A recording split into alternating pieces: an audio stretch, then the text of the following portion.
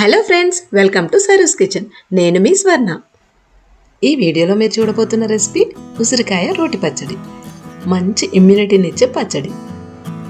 వేడివేడి అన్నంలో నెయ్యి వేసుకొని ఈ పచ్చడి వేసుకొని తింటే రుచి పుల్ల పుల్లగా చాలా బాగుంటుంది.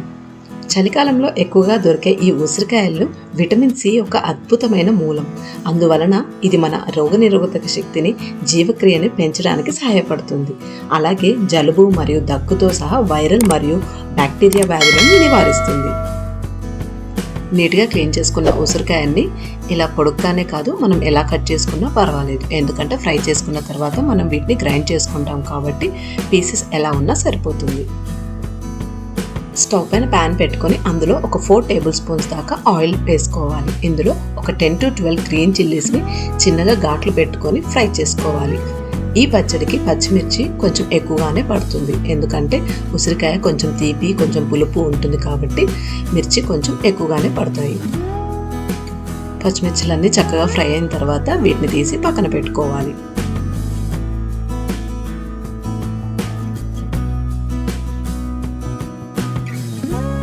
ఇప్పుడు అదే ప్యాన్లో 1 టేబుల్ స్పూన్ శనగపప్పు, అలాగే 1 టేబుల్ స్పూన్ మినప్పప్పు, అలాగే కొన్ని మెంతులు, వీటిని ఒకసారి మిక్స్ చేసుకొని ఇప్పుడు ఇందులో 1 టేబుల్ స్పూన్ నువ్వులు కూడా యాడ్ చేసుకోవాలి. వీటన్నిటిని కొంచెం కలర్ చేంజ్ అయ్యే వరకు ఫ్రై చేసుకోవాలి. ఈ పప్పులన్నీ ఫ్రై అయిన తర్వాత ఇందులో 3 రెడ్ చిల్లీస్ని యాడ్ చేసుకోవాలి. ఇప్పుడు మనం ఇందాక కట్ చేసి పెట్టుకున్న ఉసిరికాయ ముక్కల్ని కూడా వేసుకోవాలి. ఇప్పుడు ఇందులో 1/4 టేబుల్ స్పూన్ సాల్ట్ని కూడా యాడ్ చేసుకోవాలి. అలాగే 1/2 టేబుల్ స్పూన్ పసుపును కూడా వేసుకొని ఒకసారి మిక్స్ చేసుకోవాలి.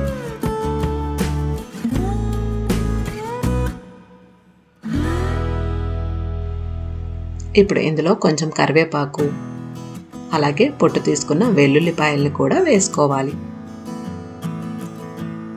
ఇప్పుడు వీటన్నిటిని ఒకసారి మిక్స్ చేసుకొని ఈ ఉసిరికాయ ముక్కలన్నీ చక్కగా మగ్గడం కోసం స్టవ్ సిమ్లో పెట్టుకొని ఈ లిడ్ని ఒక 1 మినిట్ పాటు పెట్టుకోవాలి. మధ్య మధ్యలో కలుపుకుంటూ ఒక 2 మినిట్స్ వరకు దీన్ని ఫ్రై చేసుకోవాలి. ఇప్పుడు ఈ ముక్కలు ఉడికాయని తెలుసుకోవడానికి ఇలా ఒక ముక్కని బ్రేక్ చేసి చూస్తే మనకి ఉడికింది అని అర్థమవుతుంది. లాస్ట్లో కొంచెం కొత్తిమీరని యాడ్ చేసుకొని ఒకసారి మిక్స్ చేసుకొని స్టవ్ ఆఫ్ చేసుకోవాలి.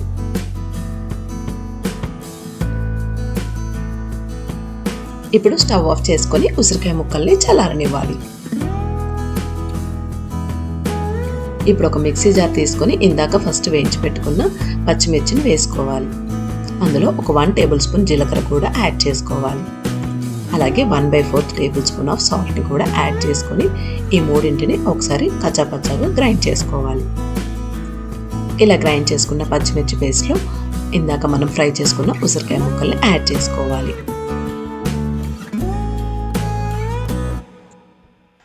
ఇప్పుడు ఈ ఉసిరికాయ ముక్కల్ని వాటర్ ఏం యాడ్ చేయకుండా కచ్చాపచ్చాగా గ్రైండ్ చేసుకోవాలి.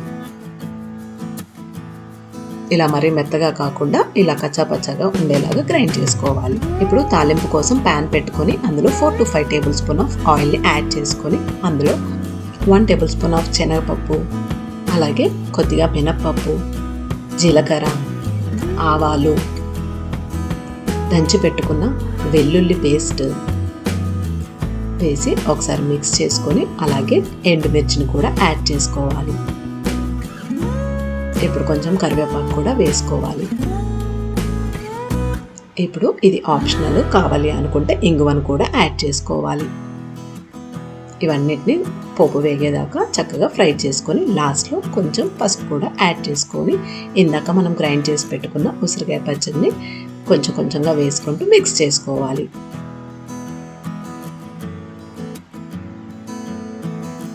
ఇందులో మనం ఎలాంటి వాటర్ని యాడ్ చేయలేదు కాబట్టి ఈ పచ్చడి మనము ఫ్రిడ్జ్లో స్టోర్ చేసుకుంటే 1 week to 10 days వరకు కూడా చక్కగా ఉంటుంది. వేడివేడి అన్నంలోకి, పెరుగులోకి, అలాగే ఏ కర్రీ కాంబినేషన్తో అయినా ఈ చట్నీ చాలా బాగుంటుంది. మీరు ట్రై చేసి టేస్ట్ చేయండి. మీరు నా ఛానల్ని ఫస్ట్ టైం విజిట్ చేసినట్లయితే సబ్స్క్రైబ్ చేసుకొని పక్కనే ఉన్న బెల్ని యాక్టివేట్ చేసుకోండి. నా లేటెస్ట్ వీడియో నోటిఫికేషన్స్ మీకు ముందుగా అందుతాయి. మరొక ఇంట్రెస్టింగ్ వీడియోతో మీ ముందుంటాను. Thank you for watching.